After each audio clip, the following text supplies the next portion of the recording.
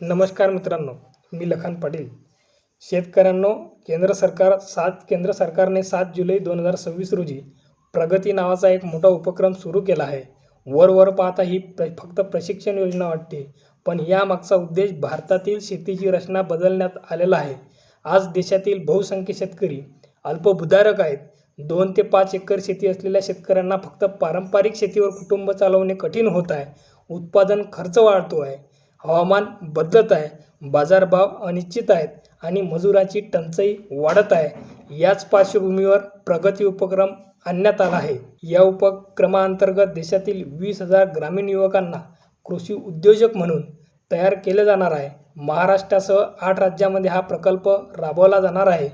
हे युवक गावागावात शेतकऱ्यांना माती परीक्षण, यंत्रसामग्री सेवा, आधुनिक तंत्रज्ञान, आर्थिक सल्ला, बाजारपेठ जोडणी आणि शेती व्यवस्थापनाबद्दल मदत करतील.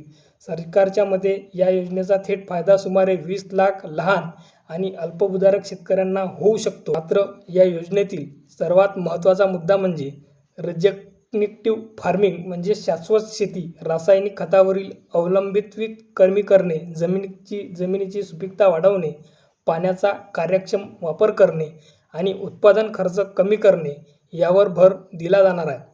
सरकारने या योजनेसाठी काही मोठ्या संस्था, बँका आणि आंतरराष्ट्रीय फाउंडेशन यांना जोडले आहे. त्यामुळे ही फक्त सरकारी योजना नसून सार्वजनिक आणि खाजगी क्षेत्राच्या भागीदारीतील राबवली जाणारी मोठी कृषी चळवळ मानली जात आहे. सरकारने काही मोठी उद्दिष्टेही ठेवली आहेत.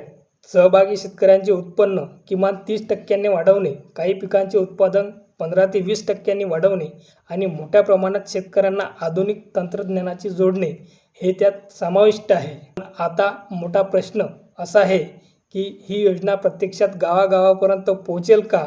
कारण याआधी अनेक योजना कागदावरच चांगल्या दिसल्या, पण त्यांचा लाभ सर्वसामान्य शेतकऱ्यापर्यंत पूर्णपणे पोहोचलेला नाही.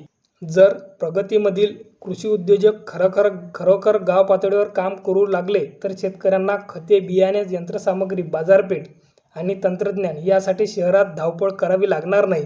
गावातच एक कृषी सेवा केंद्र तयार होऊ शकते. म्हणून ही योजना फक्त रोजगार योजना नाही, तर ग्रामीण भागात नवीन कृषी उद्योग निर्माण करण्याचा प्रयत्न म्हणून पाहिली जात आहे.